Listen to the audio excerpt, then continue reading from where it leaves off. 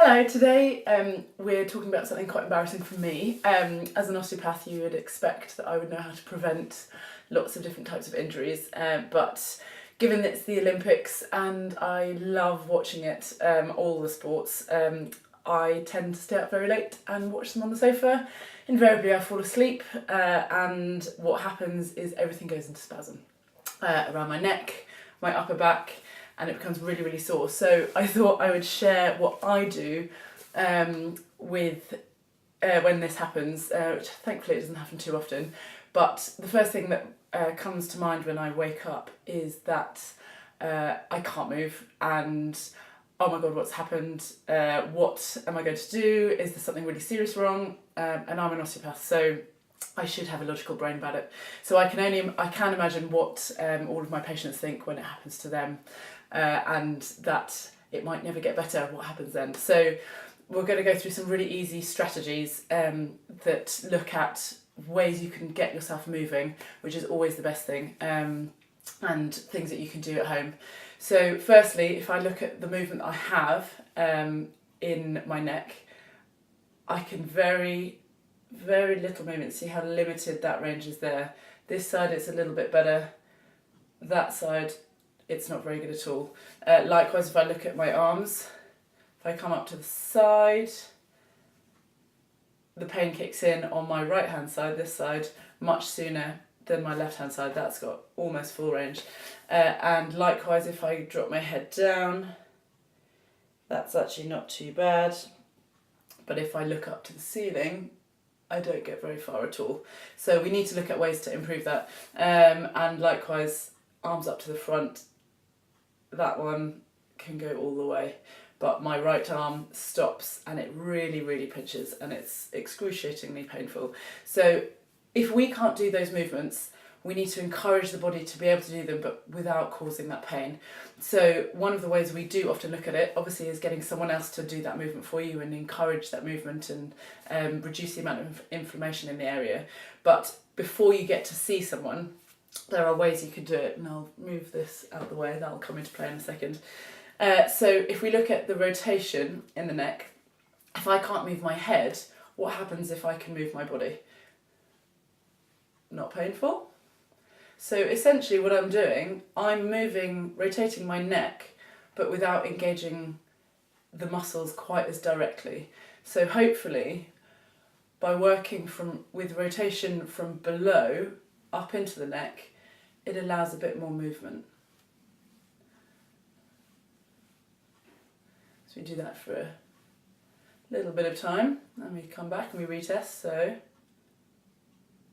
that's a bit better. You can see how much further that is. And that's a lot better. So, and that was a few seconds worth. If we take the arms here, again, it's still limited there. How do I get that movement? Well, this is nice and easy. All you do is come onto all fours, come up. So again, staying nice and pain-free. And then just come down and up, down and up. And keep this going. Keep it nice and rhythmical. Stay in your pain-free range as much as possible. If it's more comfortable, you can drop your head down a little bit. That's absolutely fine. That gives you a little bit more flexion. And then we come back up. And now we can retest that. So let's look at the rotation again. That's a lot better. And that's much better, almost the end of range. And what have we got here? Still uncomfortable, but a little bit better. Now, if we look at something you can utilise as well, often what happens when you get some immediate, very excruciating pain is it's muscle spasm that causes that pain. If we can reduce the amount of muscle spasm there, often we can get ourselves moving without too much difficulty. So the problem with me is it's all upper shoulder into the upper rib cage pain, which is pulling. If I take a small spiky massage ball, you can buy these from any one of our clinics. You can buy them online. They are cheap, they fit in bags, they can come away with you. They are invaluable tools. And a friend of mine lent me hers when we were out last night. And I was very, very grateful because I hadn't brought mine with me. So all you need to do is lie back down and rest on it, not dissimilar. Hold onto your head if you can. This arm is a little bit painful to do it with, so I'm just going to hold with my other arm and just relax back down. If you want, you can sort of shuffle upwards and down, really over where it's painful. It should feel like a good pain, this, just to release the muscles through there, and it doesn't take long.